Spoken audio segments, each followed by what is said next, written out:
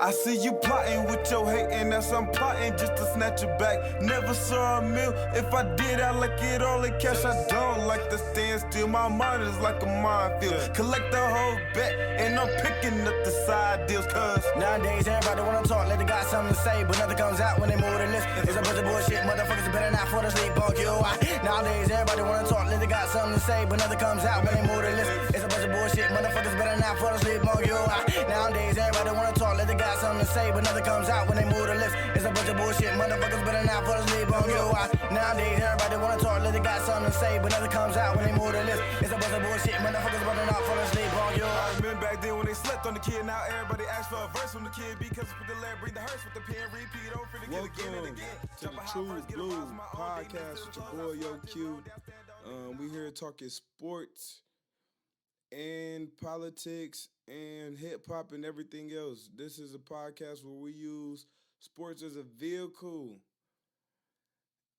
for life endeavors and things that just happen in life. Sometimes we might just talk just sports. Sometimes we might venture off in how sports make us better as people, how they help us in our work areas and our relationships and politics and everything else. Like everything that's, competitive or something that you want to win in. I use sports as an analogy for those things. Mostly basketball, some football, a little bit of baseball here and there. I'm mostly a basketball fanatic, so that's a lot of topics that I'm going to cover on this podcast. Today is October 11th, 2020, and this is the first episode of the True Blue Podcast. And for those who don't know what I'm saying, I am saying true as in TRU and blue as BLEW because we blow that kush, and trust me, it's always good. Right now, I'm not smoking. I might be taking a little sip here and there throughout this podcast because you know what? This is my fucking podcast and I don't give a fuck what you think about it. So therefore, I like to get a little loose. I like to get a little, like how we having a regular conversation between me, you, and whoever the fuck else you might think might be listening to this podcast who have conversations like this. So today, on October 11th, 2020, the motherfucking Lakers have won the championship. Woo! Go LeBron James, go. You are a running nigga. Catcher Freeman, motherfucker. You was out here. You are winning. You are winning, my guy. I am proud of you. You are a 4-time champ. 4-time league MVP. A 4-time finals MVP. I believe a 15-time All-Star. One of the greatest players of all time. Congratulations. You are getting it, my brother. I am proud of you. You are more than sports. You are more than dribbling a basketball. So I have to get that out the way. I have to give my motherfucking props to Anthony Davis. Congratulations. You are now a champion. Rajon Rondo, 2-time champ with the Boston Celtics and LA Lakers. Congratulations. Marquise Morris twins, 2 of the most thuggish brothers in the motherfucking league. Congratulations. Caruso, white man can't jump. You was leaping like a motherfucker. Yes, congratulations. Dwight Howard, congratulations. You are a champ. Who else we got on that damn team? J.R. Smith, the highest nigga in the league. Yes, you are a champ. I fuck with you. My nigga. Dion Waiters. They can say a lot of things. You are a champ. Danny Green, you joined the list. 3 teams. 3 different championships. Congratulations, my guy. You are a champ. And I have to also shout out the losers because they beat my team. Yes, the Miami Heat. They beat the Milwaukee Bucks. They beat the Celtics. and they beat whoever else they played in the first round. I don't know. They might have played the Nets or some shit, some corny shit. But congratulations to you guys. Big shout out to Jimmy Butler for and the Miami Heat for putting up a great fight as they did. It was a great show. Jimmy Butler from he's a prodigy from Marquette, an underdog from Marquette, I should say, turned into a prodigy, a workaholic. You've been a workaholic, my guy. I'm super proud of you. Jay Crowder as well, another Marquette guy. Man, big fucking shout out, man. Y'all played y'all asses off. You know what I'm saying? Uh, who else I gotta give a shout out to? Tyler Hero, straight from Milwaukee. Yes, congratulations. I mean, Milwaukee is holding it down right now. You know what I'm saying? As far as college and just from the city, yes, holding it down. Tyler Hero, Duncan Robinson, underdog. Continue to be an underdog and continue to fight and become a big dog. Congratulations. Bam Adebayo, you played through an injury. Congratulations, man. Y'all boys, y'all did y'all thing. I know it hurts. It hurts losing. It hurts not fulfilling that dream that you wanted to fulfill and being the real Cinderella story, but like y'all were nothing short of amazing and inspiring and all of that. Like y'all were awesome. And y'all had people believing that y'all can't take the Lakers to game 7 and make something scary happen and make it scary for the Lakers and make it shocking for the sports world, make it very shocking for the basketball league, the NBA league in itself, and it would have just been an amazing, shocking story if you guys would have pulled it off. And a part of me was hoping that you guys could, but a part of me did not want to see LeBron James be 3-7 in the NBA Finals.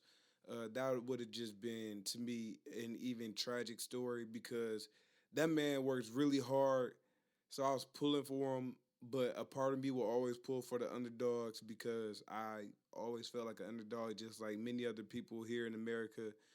So a part of me, I feel sad for that, but I also feel very happy for LeBron because he, you know, being from Milwaukee, that was the first topic I was gonna touch on, the legacy of LeBron James. Cause like being from Milwaukee, and Giannis being a 2-time MVP, Defensive Player of the Year, congratulations, shout out to him. They always talk about the wall that um, Giannis faced in the playoffs and how it's hard for him to overcome the wall and being that sport, being the ultimate basketball player that they expect the MVP to be, to eventually be a champ like they expect for him to be. Um, and I think that we should give him more time because nothing those happens overnight. And plus, his learning curve was a little different than most players. His was more like Dirk Nowitzki and Yao Ming and people of that nature with coming from overseas and trying to learn the the NBA game and the English language and the schemes and how we hoop over here is very different than the overseas game because you got to have a little bit more flavor and a little bit of more, you got to know how to play 3 levels to be that ultimate dude. And players in America, they play that way from a young age. A lot of guys from overseas, they're very fundamentally gifted and skilled. So it's rare that we've seen guys come in right away and just take the league by storm like we seen Luka Doncic do. Like he's a real prodigy with that because we never really seen too many guys come from overseas and perform the way he does. So yeah, but back to LeBron. Like I never seen, and like the analogy I was using for Giannis is they often talk about a wall that they use for Giannis to stop him defensively. But I never seen a wall like there was for LeBron James.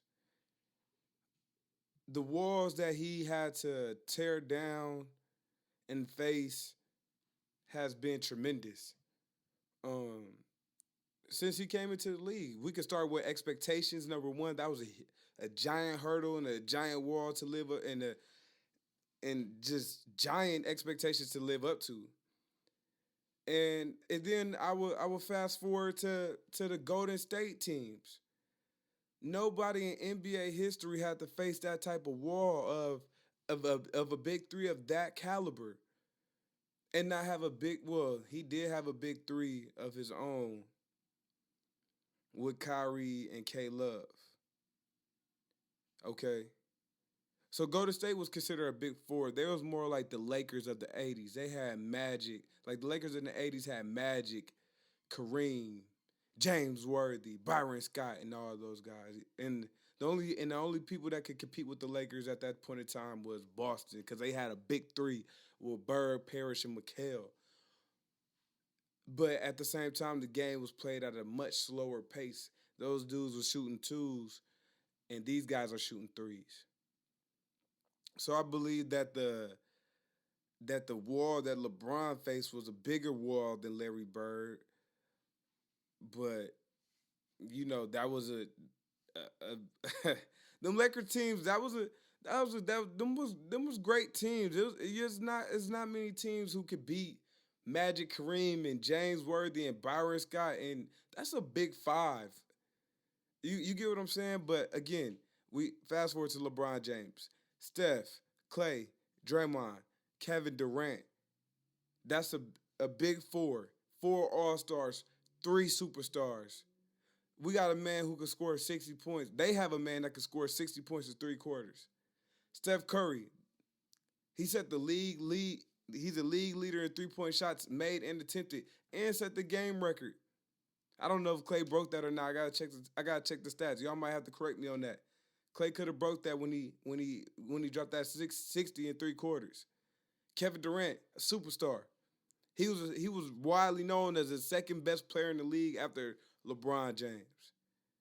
Could have been first to some people. I chose him first, especially if they would have beat Golden State once it was up 3-1 and would have faced Cleveland, and that would have been a showdown of a lifetime. But, that's woulda, coulda, shoulda. That's neither here nor there. LeBron James had one of the biggest walls to ever be faced. Kawhi Leonard didn't have to face that wall. Klay Thompson got hurt in Game 5. Kevin Durant played all of 3 minutes, 4 minutes. Then he popped his Achilles. He didn't see the Golden State Warriors. So we put an asterisk next to Steph Curry first championship. We put an asterisk to LeBron's championship when Draymond got suspended and Andrew Bogut and Iguodala got hurt in Game 5. We put an asterisk next to those championships.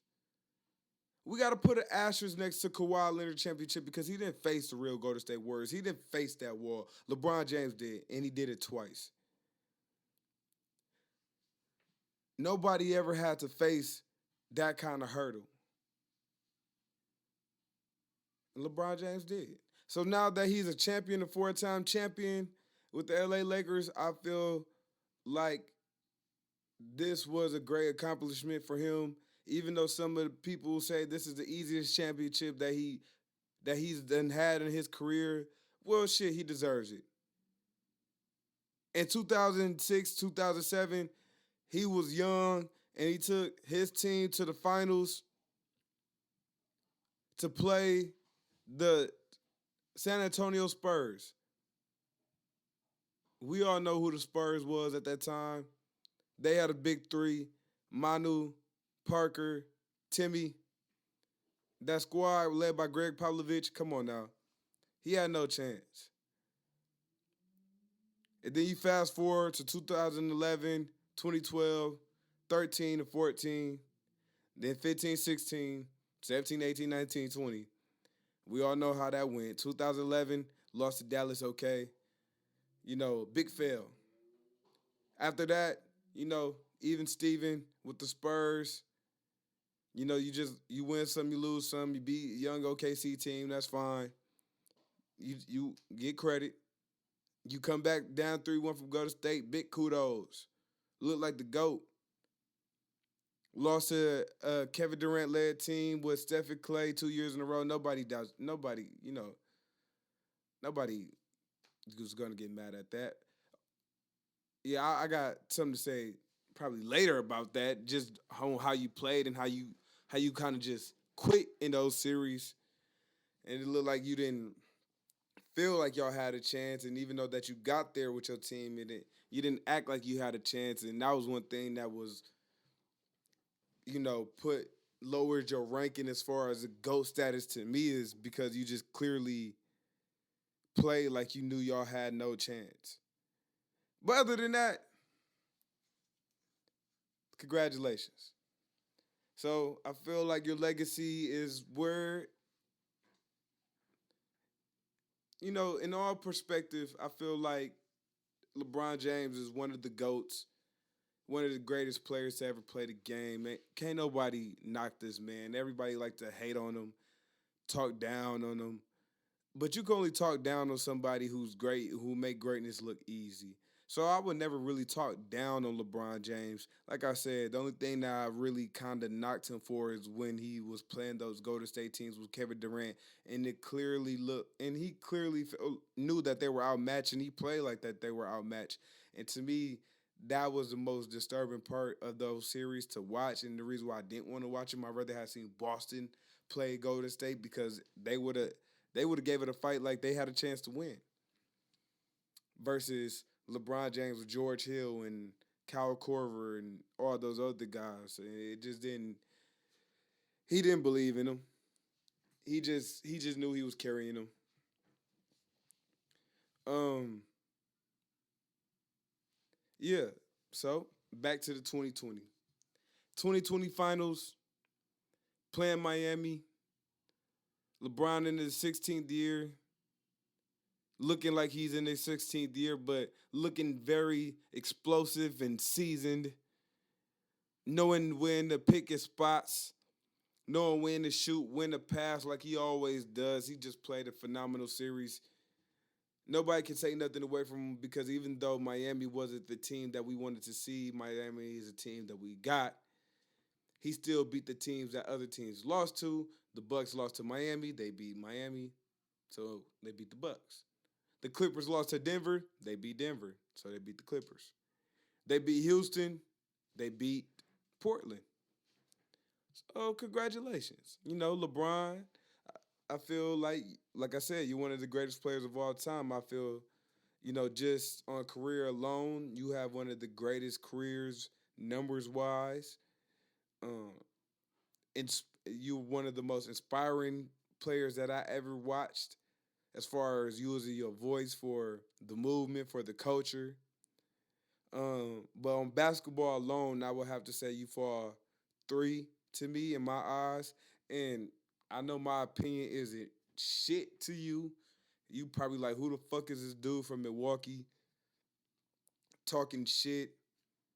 What the fuck does he know about basketball? Like, you're not on my level.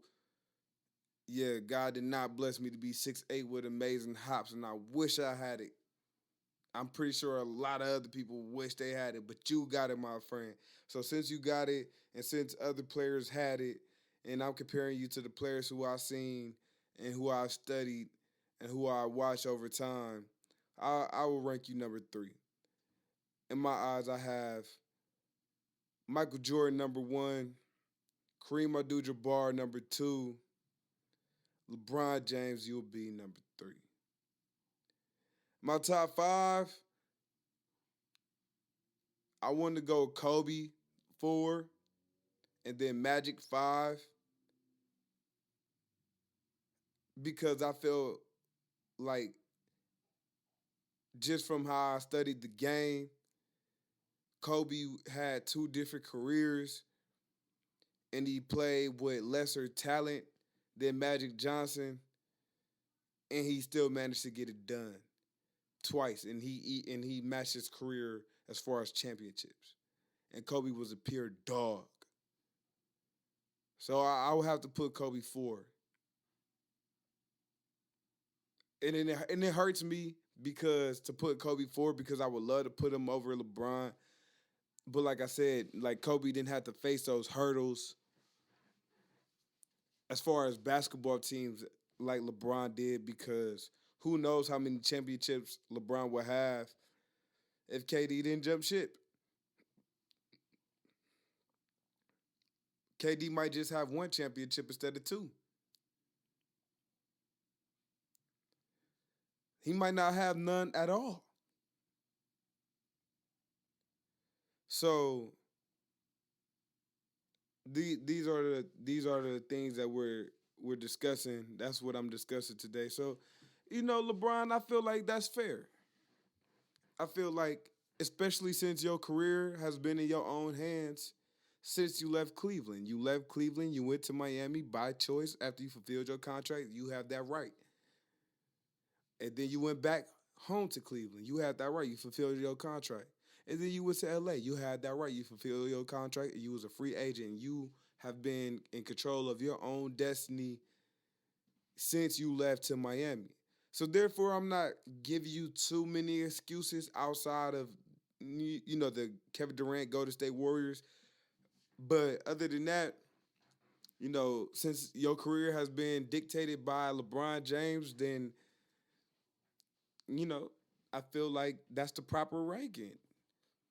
And I feel like as far as moves and business moves, you clearly are the number one person, because the way you took control of your own career and didn't let nobody tell you differently, and didn't let nobody tell you that you were wrong for that. You heard the noise, but in your heart you didn't believe it. In your soul you knew you was doing the right thing, and you continue to do the right thing.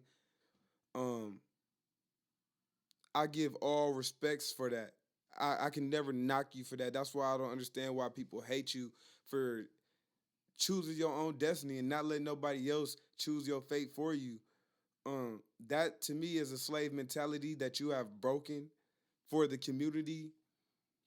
Not let nobody, not no let no GM or no owner tell you where you're gonna go and how your career is gonna end. You told them, and to me, that is the reason why some people put you as the greatest player of all time. Because if you take all the aspects of the game, as far as basketball, business, and inspiration, you, my friend, are second to none. If I could call you a friend from afar, because you are an inspiring brother. Nobody that I've seen carried their business as far as basketball the way you have. Now everyone who is privileged enough to be in control of their own destiny has followed suit in what you have, in the path that you have created. So that, my friend, is commendable. That, my friend, is justice. That, my friend, is inspiring. And I understand why people would say you're the greatest player of all time for that reason. But just as far as basketball and what my eyes tell me and what the numbers show, even though you will have a lot of the season records before your career is all said and done, I would go Jordan, Kareem, then you, LeBron James. Um, yeah, so next, hold on, let me take a little sip of this VSOP Irk and Jerk. I'm not drunk right now. This is my first shot of the night, so y'all are hopefully taking it with me. I'm gonna take me a good old shot of this brown liquor. I'm not gonna say it again because that's promotion that I'm not getting money for. They're not paying me, so I might even cut it out. But just know I'm gonna take a shot of this. You know what I'm saying?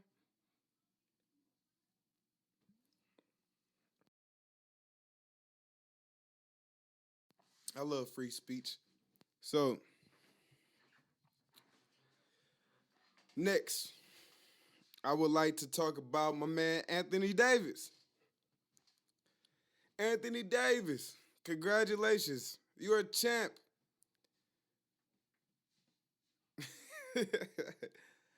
I would hate to rain on your parade.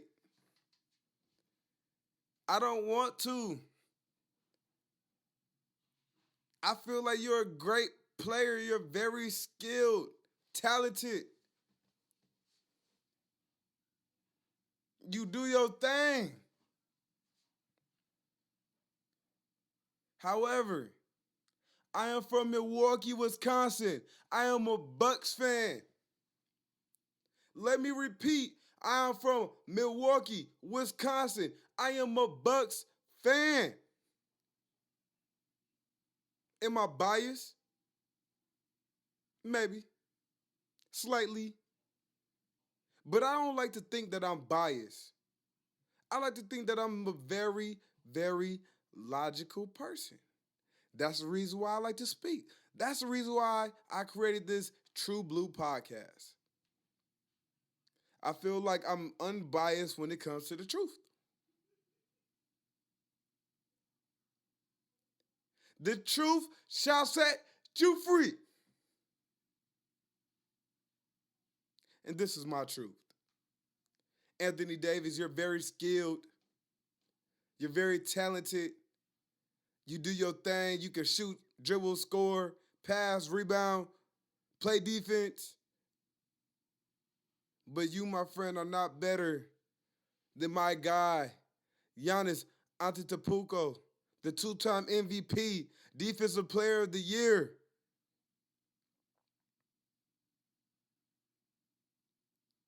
I get it. Kyle Kuzma said it. I hope y'all don't get the MVP wrong, like you got the Defensive Player of the Year wrong. Shut the fuck up, Kuz. You don't play no defense. LeBron hates you. Your IQ for the game is low. You notice you're the only person I didn't shout out for the fucking Lakers. You are the worst champion I ever seen, and I hate to rain on Kyle Kuzma. But, dude, your defense is worse than James Harden. Your defense sucks. Like, listen, some players, I feel like I'm a hooper, okay? I was a varsity player. I quit. I didn't get enough time my senior year. Knock me for what you want to say because you got to the league. You're 6'8", you're blessed with height, and that's it.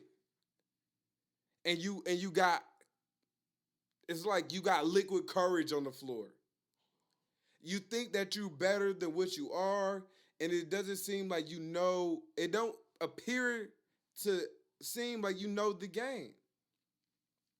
The players that work around you, like Rondo, Caldwell, Pope, Caruso, LeBron James, Anthony Davis, Morris, like they know the game, they know their role, and I understand that you want to be very good in this league, and I understand that you want to be an all-star, a superstar, and you have aspirations.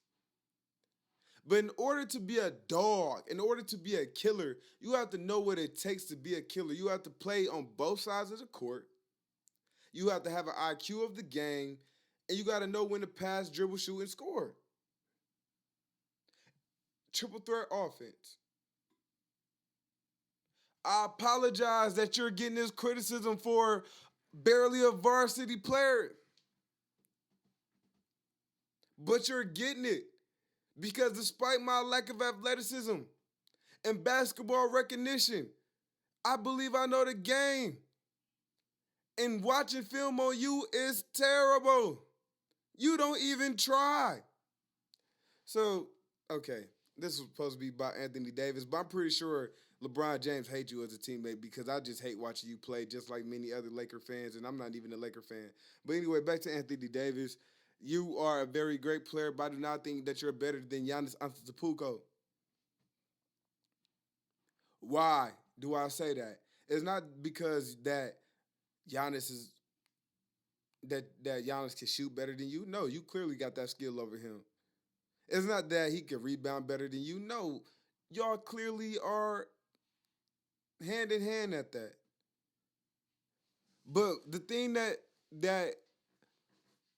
a lot of people, when I see this debate going on and I see that people saying Anthony Davis, he's better than Giannis Antetokounmpo, and now he's a champion. There's no debate. Like, y'all are crazy. That just disturbs me as a basketball player because y'all know all basketball players, if you are a true basketball player, like all this like ring talk. Listen, ring talk is reserved for the GOATs of the game. Okay? When you're talking about Michael Jordan, Kareem, LeBron, Kobe, Magic, Bird, Wilt, Jerry West, then you have that ring talk. That ring talk, Bill Russell, that's when you have that ring talk. Hey, we ain't talking about practice. We talking about real rings. Though that ring talk is reserved for those players. All that other ring talk shit is not reserved for everybody else. Because that's not the case. There's many great players who did not win the ring, who basketball players would take over a motherfucking champion.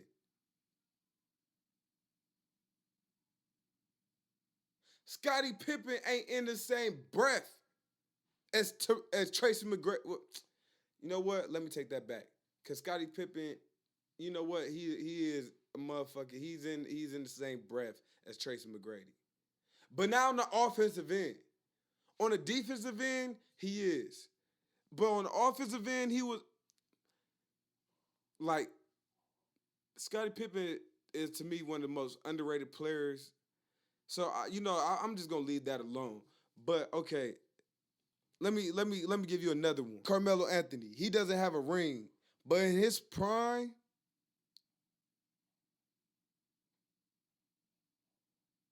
would you rather have Carmelo Anthony or Paul Pierce?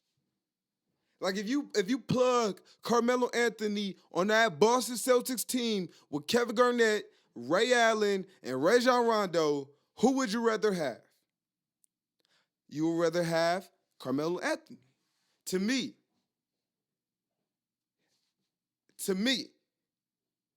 I'd rather have Tracy McGrady, a healthy Tracy McGrady in that spot over Paul Pierce. To me,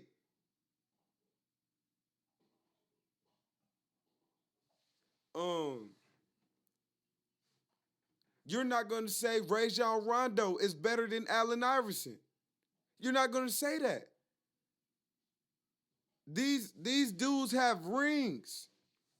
And I'm not saying Rondo isn't a great player. He's a two-time champ now. But you're not going to put him in the same breath. So some of that ring talk is reserved for the GOATs of the game who've been putting in that work. Anthony Davis, as a leader of his team for 7 years with the New Orleans Pelicans, have appeared in the playoffs all but twice. In the 6 years that Giannis have 7 years now. Well, okay, so Anthony Davis has played 8 years in the league, but the 7 years with the Pelicans, he only appeared in the playoffs twice with the Pelicans, and now 3 times because now he joined the Lakers and now he's a champion. But before then, in the Western Conference, you only appeared in the playoffs twice, and you got beat in the first round when you went, and then you went to the second round, and y'all lost. Giannis has been in the league 7 seasons, been to the playoffs 5 times, lost in the first round a couple times. I think three times, 4 times, 3 times, and lost in the second round. And lost in the semifinals and lost in the conference finals. The way Giannis leads his teams is with energy and effort. As I go down the skills, passing, I give the nod to Giannis. Rebounding, like I said, it go hand in hand. You could take Giannis, you could take Anthony Davis. So this is probably where my 2% of bias come in. I'm gonna take Giannis. Blocks. I'm gonna give the nod to Anthony Davis. To me, he's a better rim protector. I feel like his timing at the rim is a little bit better. Steals. Anthony Davis averaged more steals. But I'm gonna give the nod to Giannis.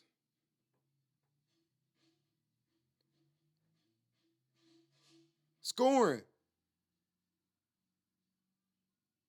I'm going to give the nod to Anthony Davis. You can score from all three levels. Handles and playmaking ability. I'm going to give that nod widely to Giannis Antetokounmpo. And lastly, I'm going to say energy and effort and durability.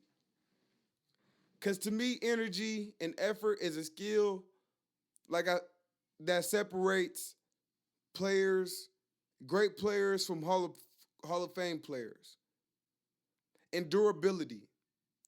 That is a key component of winning basketball games and being considered a great player. You cannot be a great player if you're not on the floor. How many times was Anthony Davis hurt in New Orleans? How many times that he could not get on the floor? Yes, it's not your fault. Freak injuries happen. It's a part of the game. But if your body can sustain 82 games, then hey, it is up to God. And Giannis, that's part of your God-given talent. Just like I wish I was 6'11" and could do all the things that you could do, I bet you wish you could stay healthy like Giannis Antetokounmpo. Giannis' durability is better than Anthony Davis, and his energy and his effort is 10 times greater than Anthony Davis. With his energy and effort alone will lead him to leading the Pelicans if they was to swap teams to the playoffs on that alone, because he will be available. He will be available to give you energy and effort and to perform on a nightly basis.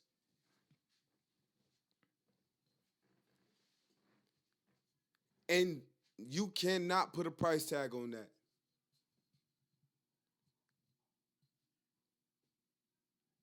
Russell Westbrook is not nearly as skilled as Kevin Durant. Not nearly. But his energy and his effort and his heart and his will to win will not allow him to not make the playoffs.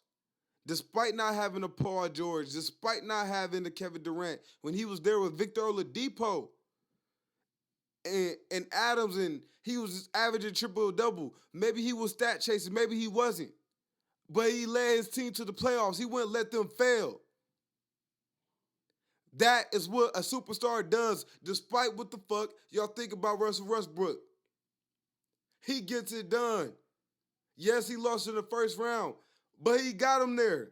Anthony Davis, you lost in the first round in the semifinals, but the other times, you didn't even get there. You wasn't even in the conversation. Chris Paul led a young Oklahoma City team to the playoffs with no other superstar, with no other all-star. This isn't a game. These are facts. Basketball is a game, yes, but these are facts. Giannis, if you put him in the same position, playing with LeBron James, he would have looked like a force to be reckoned with. It would have been a scary sight if we had a top 5 player next to Giannis Antetokounmpo. Imagine Steph with Giannis. Imagine Dame with Giannis. Imagine Kevin Durant with Giannis. Imagine Kawhi Leonard with Giannis.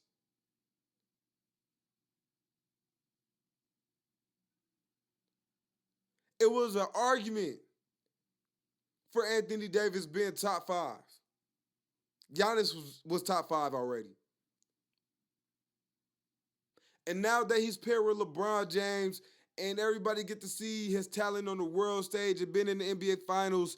I understand that we are in a win now league. I understand that what have you done for me lately type of league, but I also understand the game of basketball. And if you put another top 5 player next to Giannis Antetokounmpo like he fucking deserves, like a Damian Lillard, get his ass to Milwaukee. I don't care what you have to do, get him here. Like a James Harden, yeah, they got differences. Get him here. One of them.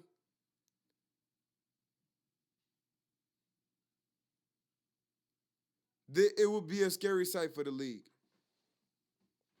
That's all I'm gonna have to say. You could talk about, oh, Giannis can't shoot. People say he only got one move. Fuck, what the fuck are y'all looking at? He got more than one move. He just go to his favorite move, which he destroy you guys at. Find a way to stop it. Okay, y'all found a way to stop it. Y'all play the fucking zone. But if he wouldn't have got hurt, that man had 19 points and 11 rebounds in 10 minutes.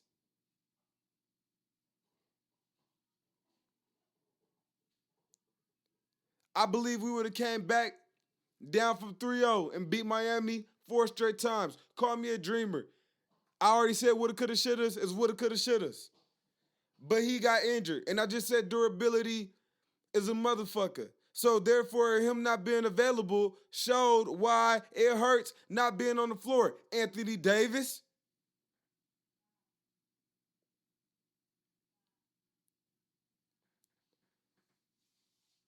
If you are absent of the game, it hurts your team. You have done that 5 out of the 7 years you spent in New Orleans. Giannis, he done it for a playoff run. I'm going to drink to that. I love Anthony Davis. I really do. But I have to cap for my player right now. I have to cap for Giannis Antetokounmpo right now because I believe that they got him fucked up. Giannis is cut from that cloth of that Jimmy Butler cloth. That I'm going to work harder than you cloth. That Mamba mentality cloth. That 24/8 shit.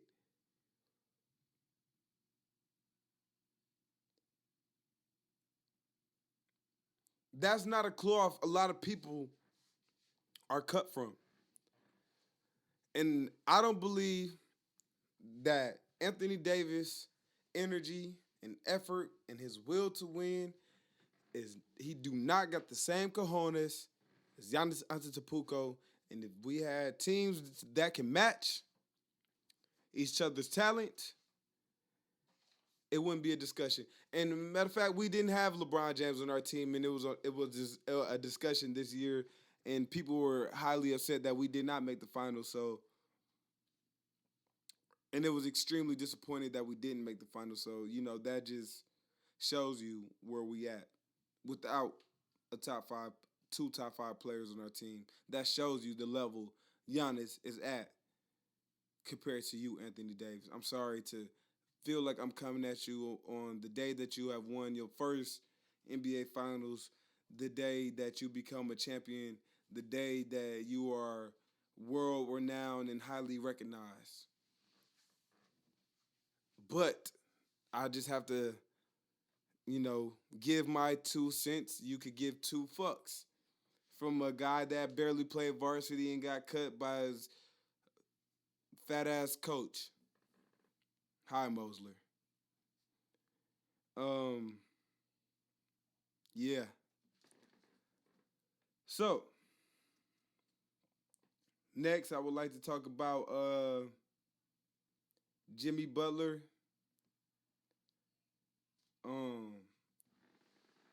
The reason why I wanted to talk about Jimmy Butler was I already touched on it earlier.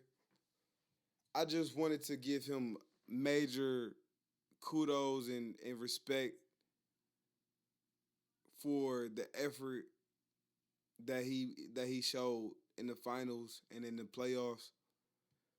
I just feel that this effort reminded me of Allen Iverson in 2001, where he played outstanding all throughout the playoffs and in the finals versus a team that he was clearly outmatched in, and he still gave 100%, 110% effort every night, every play, every possession. Uh, I just wanted to let people know that I really want to let Jimmy Butler know that his play is not going to go unrecognized for the next couple years or however many years, because he's the epitome of hard work pays off. There has been reports that Miami all throughout the season and before the season was practicing at 4 a.m. in the gym, getting their workouts in at 4 a.m. every day, putting in that work, putting in that grind, putting the game first, let them know that like it's not about stats, it's about winning. It's about making winning plays. It's about trusting your teammates. It's about, I know that that's a Tyler Hero shot. I know that that's a Duncan Robinson shot. I know that that's a Bam Adebayo play. I'm a whole defense, and we're gonna play the right way. We're gonna play as a team. You guys play beautiful basketball. Y'all relied on one another. Y'all trusted one another. Y'all trusted y'all coach. And I believe that you guys inspired the world more than you know. Through the bubble, it was tough being quarantined from your families, from your friends, your favorite restaurants, your favorite relaxing spots to go see. Maybe it's by the lake or the beach, just to relax and free your mind from all the pressure that you guys deal with every day. Not only basketball, but family and friends and people pulling you in different directions. You guys were the epitome of hard work. And I like to thank you guys for all, I like to thank all of you all for the work and the effort that y'all put in. Y'all raised the bar, especially being down there in Miami with all the distractions. You got the women, the clubs, the drugs, all that shit. And y'all stayed focused. And y'all remembered what the goal was. And you remember what was most important. And you remember why y'all played the game. And y'all reminded the world why we play the game. We play to win. We play for each other. We play because we love this shit. And I thank you guys for that. Because I feel like y'all not only reminded me, but y'all reminded the league what 24/8 is all about.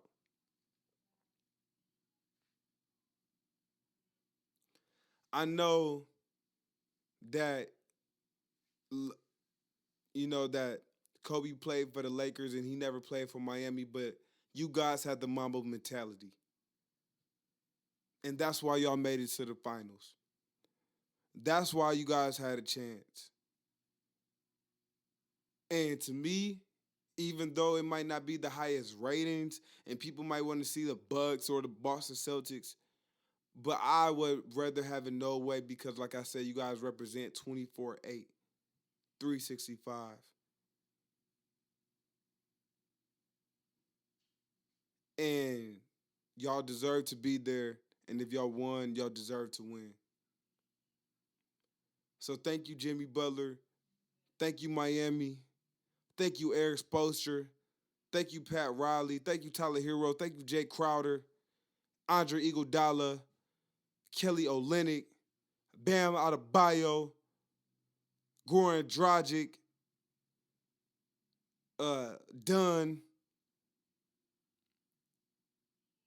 Who else am I missing? Probably missing a few players. Duncan Robinson. Who else? I might be missing another. Oh, Giannis Haslam. Leading them guys over there from the bench, being a player's coach, being in that organization for your whole career. Yes, you guys reminded us of 24-8, and I thank you for that. I had on here Finals MVP. It clearly goes to LeBron. People talking about AD should have it. He should win Finals MVP. He's carrying LeBron. Fuck out of here. I love Anthony Davis. I will always love you, Anthony Davis. You are a top 10 player to me. I have so much respect for you. But the reason why I'm so passionately against you right now is because people are fucking with my mind. They're telling me that you're better than Giannis. That's my dog if you hear him. Hear her. She's out there fucking around, fucking up my audio. But this is a fucking podcast. So shit happens. But Anthony Davis, I fucking love you. You're a top 10 player, probably number 6. It goes LeBron, Steph, KD, Giannis. Well, shit. I Kawhi Leonard, 5. I was about to put you up in there. Hey, Anthony Davis, I was about to put you 5, but see, you go 6. I had to put Kawhi 5, Anthony Davis 6, James Harden 7. I'm sorry, James Harden.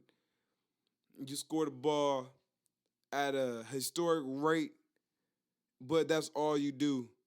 Kobe was a lethal weapon on both ends of the floor.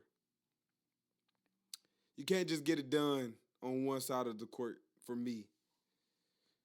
For me. Some people see the game otherwise. Some people just love offense and they think defense have no effects on the game, and that's how you play, and I just don't believe that because I see with my own eyes what the Miami Heat just did to get to the finals, and I believe if y'all had any type of effort like that in Houston, that y'all would have a way better team, and you just don't lead your team that way, but that doesn't stop the historic efforts that you put up on offense, so that's why you fall 7. For me.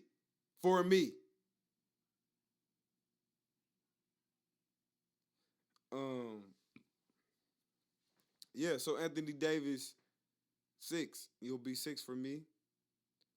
And yeah, that's just how the pecking order, that's how the dice rolls out. LeBron deserves to be Finals MVP. Anthony Davis, you did your thing. You looked good. You played well. Did you play better than Bron? Than GOAT James? Hell no.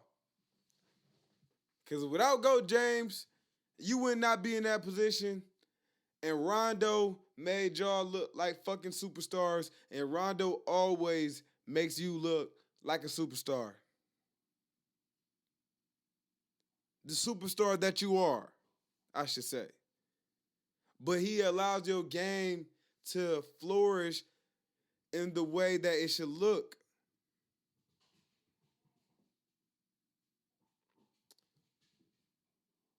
So,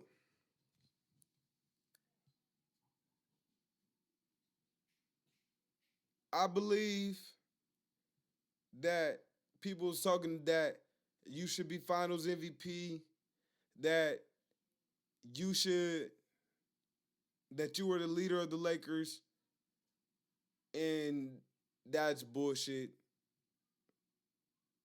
because without LeBron,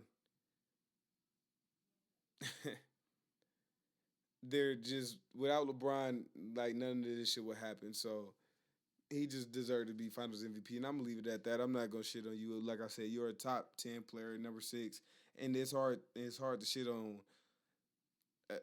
one of the best players in the league. I'm not trying to shit on you. I just don't believe that you deserve to be MVP. And that's not a knock. You played very well. That the Lakers would not have won without you. But I'm pretty sure that if if the Lakers didn't have you, if they had some other player or like maybe two other all-star level players instead of you being a superstar player, if LeBron just had two other all-stars, he could have made it to the finals without you cuz he proved that he can do that. All he needed was, throw Bradley Beal and fucking give him somebody else that's probably a little bit less than Bradley Beal, and he would have got to the finals again. And hey, we would not be talking about Anthony Davis right now. So, um, yeah, that just is what it is. Off season, what it is to look forward in this year's off season. Um, since the Lakers have been crowned champs once again, their 17th championship tied with the Boston Celtics for the NBA record as far as the most titles for a franchise. Congratulations to the Lakers once again, and I'm proud of Jeannie Buss of being able to be the successor of her father.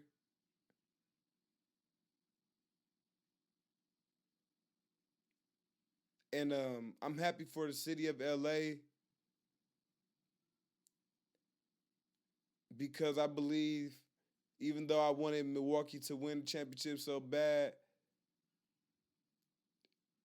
I also love Kobe a whole lot, just like many other basketball fans and sport fans around the world. And if it was anybody to win a championship, it should be you guys. Because not only did we lose Kobe Bryant, and but we lost his daughter, Gianna Bryant. And that hurts. That hurts. Because Kobe don't have any sons. The only one of his daughters that hooped and wanted to carry that legacy was Gianna. And for them to be going to a practice or a game together, and that tragedy to happen to them both and the rest of those families and the rest of those children and parents and coaches that was on that helicopter, it 2020 has been hard. And losing Kobe Bryant and Gianna has been hard. And we pray for them every day. We pray for Vanessa Bryant. We pray for Jelly Bean Bryant. And, he's not mentioned a lot. His dad and his mom is not mentioned a lot, but we pray for his parents as well and his sister as well, and his wife and his kids, his other kids as well. Like, Kobe and Gianna will be forever missed. And like every time somebody says their name, even as I speak them right now, is with great sorrow. It's with great sorrow that we lost 24-8.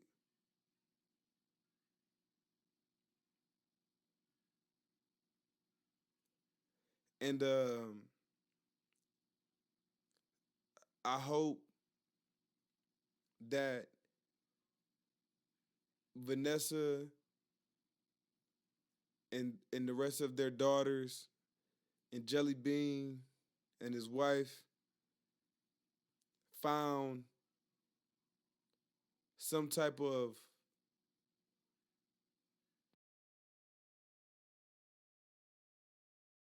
healing, some type of closure in this championship.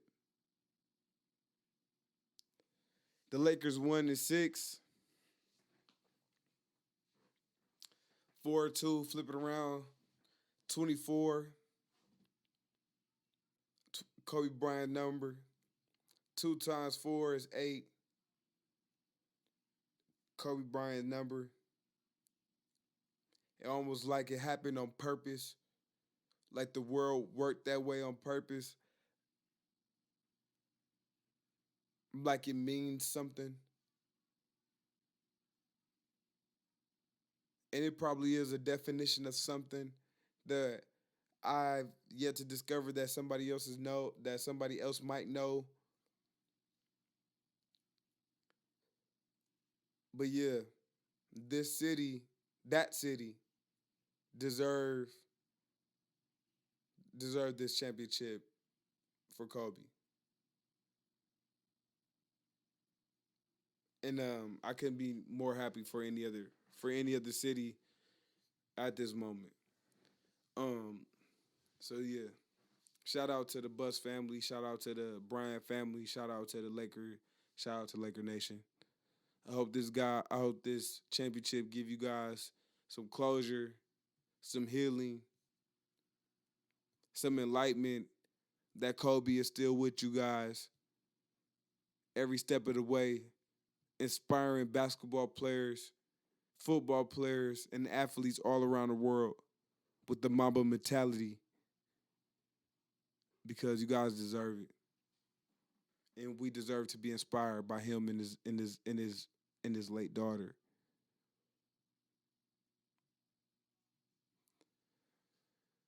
So yeah, I would like to get back to, after that spill, that little rant, I would like to get back to off-season moves.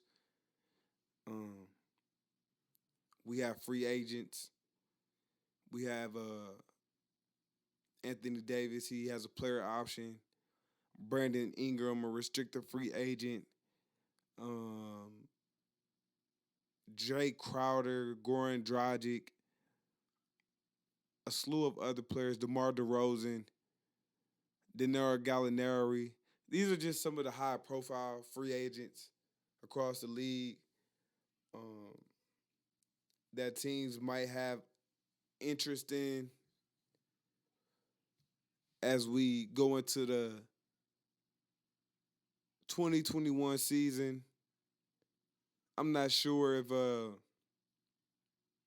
how the free agency is going to work since the pandemic has happened. We haven't even had a draft, so the players that were leaving school probably went back to school and playing in some type of bubble now, like whatever the fuck the NCAA want to do. It's real up in the air. I don't even know if they're eligible still. If they was, it's a lot going on. The pandemic has really shut a lot of things down, but that's what we have to look forward to. Free agency and some type of draft. Whoever's going to come out, they might just go back and return for their sophomore season. Because by the time the NBA season starts again, college is going to be back into effect. So these players might go back and play that decide to enter the draft. Who knows?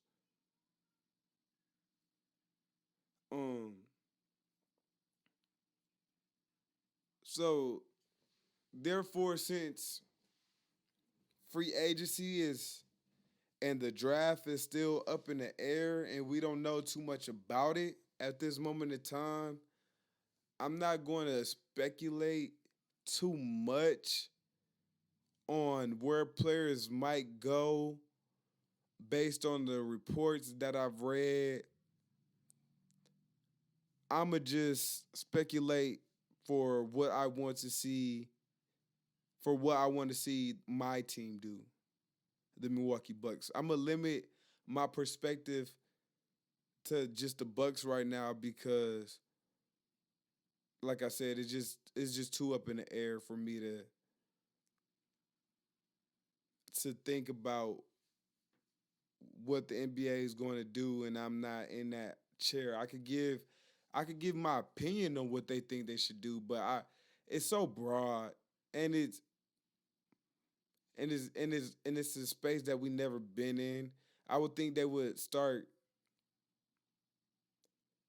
because free agency usually happens after the NBA draft, and then after the draft happen, draft night is when trades happen and player movement happens, and then teams reconstruct their direction of how their teams are constructed, and then you go into free agency from there, and then that's how you know what you need going into the next season.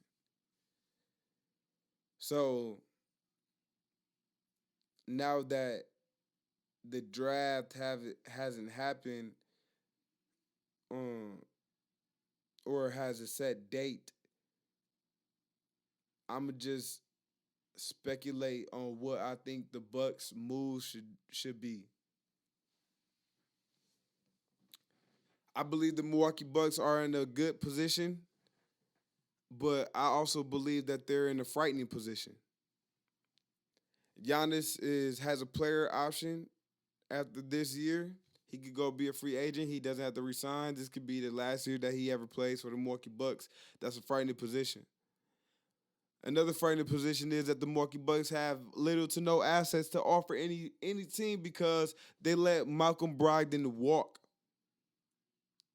which was one of the dumbest mistakes you could ever fucking do as a GM and as an owner of a team, that you let your rookie of the year walk away to the Indiana Pacers, a team that's in our conference, and pay a Chris Middleton $180 million, almost considering that he's $100 million better than Malcolm Brogdon? Get the fuck out of here.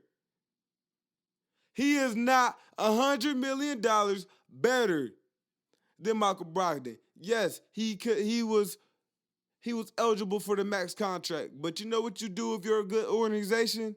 You say, well, hey, we got this guy, Michael Brogdon, who's rookie of the year, who's 50, 40, 90. He's just as good as you. And you want to win a championship, right? You want to be world renowned, right?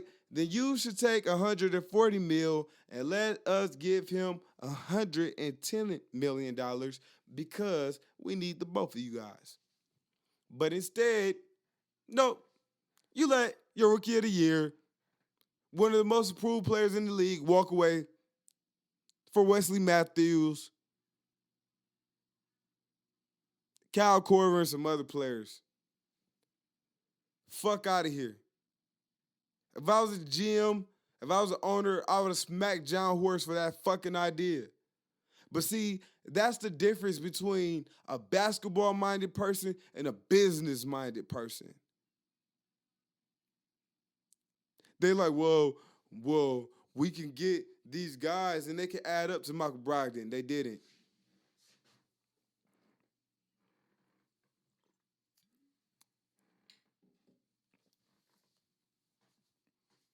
Those guys are nice guys. You need dogs to win championships. Nice guys finish last. I learned that from my old friend. Trying to be nice and lost. You don't be nice and win. And in sports, you have every right to be as mean as you fucking want to when it comes to winning. And I heard that in business as well. Some people are more cutthroat than others, but I heard cutthroat than others, but I heard that you had to be a dog in business as well. And if they were trying to be dogs in business and not pay Brogdon and instead bring in these other guys who they think that could fill his role, you guys, John Horst, you look like a fucking idiot. Cause let me remind you that you traded away 4 or 5 of our second round picks for Nikola Mirotic, a person that you got that year that we went to the Eastern Conference Finals that you weren't able to resign because Budenholzer didn't want to play him against Toronto because he had one bad game. You fucking idiot. Yes, I'm coming at you sideways, Mike Budenholzer. You fucking idiot. You knew he was a free agent going into the next season, and we gave away our assets for him, and you chose not to play him? You are a piece of shit. Yes, you win regular season games, but as far as playoffs and knowing what strings to pull for this basketball team, you look like a piece of shit. And I don't give a fuck what you think. John Horst, you look like you're not looking like a smart GM, because now going into free agency, going into the draft, you're gonna have to get mighty fucking lucky, and you're gonna have to be mighty, or you're gonna have to pull some strings out your ass that doesn't appear that you have.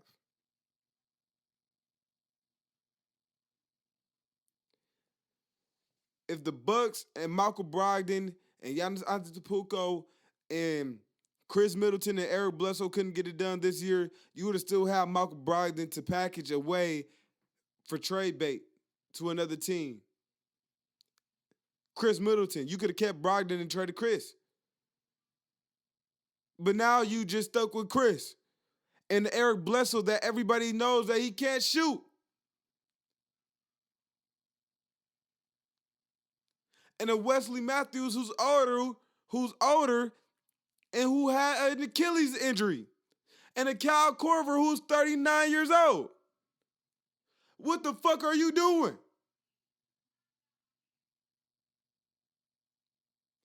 These are things that disturb me. So therefore, I won't let you settle for no bullshit. If Giannis walks out of Milwaukee, guess what? It's your fucking fault for being an idiot. And guess what? I won't blame him either, because you look like a fucking idiot.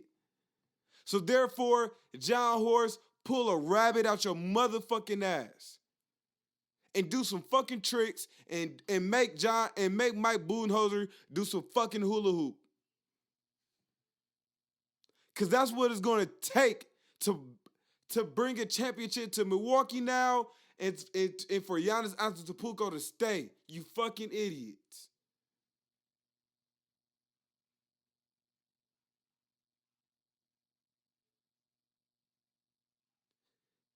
I'm not settling for CJ McCollum. I'm not settling for an old Chris Paul who's owed $40 million and he's 35 years old. Get the fuck out of here. Suck my dick.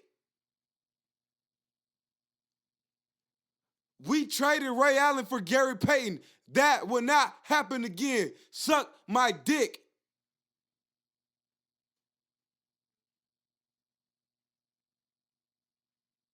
Fuck out of here. I love Chris Paul, but he's old. He's 35.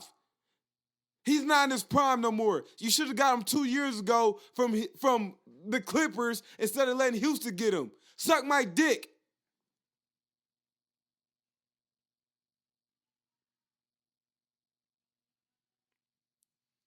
Fucking idiots. You let Malcolm Brogdon go. You the rookie of the year. Suck my dick. Now what are you going to do? I tell you what you're going to do. Either you go after Dame and you get a 3-team deal, a 4-team deal, and go after Damian Lillard or James Harden. That's what the fuck you're going to do. You're going to play, you're going to find a way to get a superstar here with Giannis Antetokounmpo so he can re-sign and so we can have a good chance at winning the championship. Or you're going to be smarter than a fucking fifth grader and you're going to pull off a slew of trades. Get Zach LaVine here. He should be on the radar. Get Karl Anthony Towns here with Derrick Rose. They should be on the radar. If you bring in Russell Westbrook, then bring in Karl Anthony Towns. As a matter of fact, the Brooklyn Nets, they got so much talent on there, they don't even know what to do with it. Matter of fact, Kyrie Irving probably don't even like half of them. You could get Karis LeVert or Spencer Dinwiddie and Jared Allen and finesse the fuck out of Brooklyn for them players. Because they don't value them as much as we probably could. Zach LaVine is not going to win in Chicago. He probably wants to come to Milwaukee. Go get him. Bradley Beal. It's going to be hard to convince him out of Washington, but shit, go get him. Make Milwaukee look appealing. Jrue Holiday. If you go get Jrue, then you got to go get somebody else. Just don't settle for Jrue because he's just not the single answer. Sorry. He's a very great player. But you'll have to pair him with somebody else. And that means keeping Chris if you get Jrue. That means keeping Chris if you get Zach. That means keeping Chris if you get Spencer Dinwiddie or Karis LeVert. That means keeping Chris if you go get any second-tier player. That means keeping Chris if you get Karl Anthony Towns. That means keep Chris if you get CJ McCollum. Because you guys have put us in a fucking cocker bind. I don't even know if I said the shit right.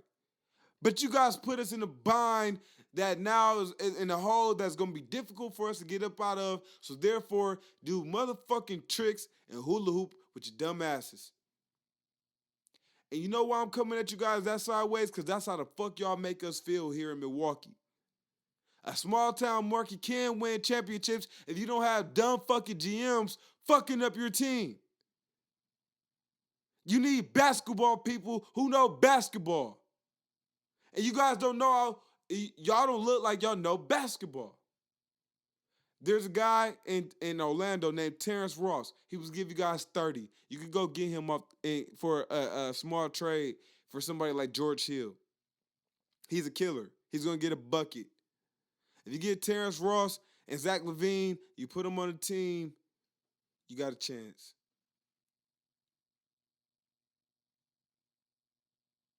There's more guys like Terrence Ross, Bogdanovich that play for Sacramento Kings. They go get buckets. Devin Booker in Phoenix. You can make him want to get out of Phoenix. He can say, hey, I'm not going to resign here anyways. After my contract's done, you can either trade me to Milwaukee or, after my contract, I'm leaving. Or we can look at the free agents. And you can go down the list. You can convince Brandon Ingram to do a sign and trade here to Milwaukee. But that requires you guys keeping Chris Middleton. So you guys will have to find a way to make it happen. And you don't have the draft picks or the asset to do it because you traded them away. So that would have to be a 3-team deal as well.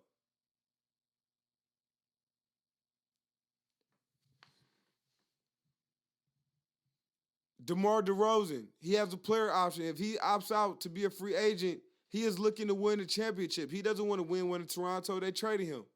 He's not going to win one in San Antonio. He should be on the radar. Make it happen. While keeping Chris. And not depleting your team. These are the expectations that we have for you. John Horst, Mike Budenholzer, Mark Lazary, John Edens. Milwaukee is not letting you off the hook. Me, Quadre Walton, is not letting you off the hook. This True Blue podcast will not let you off the hook.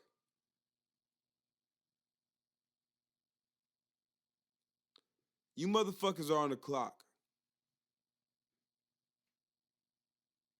And you better get it done.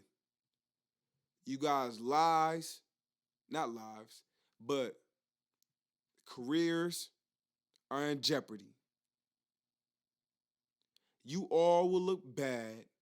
You all will have have a struggling time to find another career in the NBA if you guys don't get it done with this team. You will look very bad, Mike Budenholzer, and John Horst. Mark Lazary ain't going nowhere. John Edens ain't going nowhere. They own the fucking team. But you two will have a hard time finding another fucking job in the league if you guys fail to pull off a championship in Milwaukee because you had it in your hands.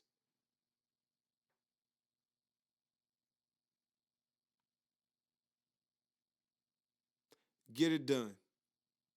No excuses. None at all. There's only one fucking option, and that's to make it happen. And that's the standard that we living by. This is a True Blue Podcast with your boy, Yo Q, Quadre Walton. I love everybody who love podcasting. I love everybody who loves sports. I know we ain't get to everything that we want to get to in this podcast as far as politics and hip-hop and all the other things that I would like to cover. But this is the first episode. We have many more episodes to go. I don't want to hold you guys of your time too much longer. This is the True Blue Podcast, and I thank you guys for listening. Once again, this is TRUBLEW, True Blue, because we blow that kush as well. But right now, I'm drinking on some of that. I ain't going to say what, because they ain't paying a nigga. You feel me? So, until next time, I hope you guys enjoy my sports take. I hope you guys enjoy my passion for the game and what I got to say about my city and my town for the Milwaukee Bucks. And I hope that you guys tune in again for episode 2 next week on the True Blue Podcast. Thank you, and I will see you guys later. And P.S. John Horst, Mike Budenholzer, I'm on you guys' ass until you guys get it done. That's all I got to say.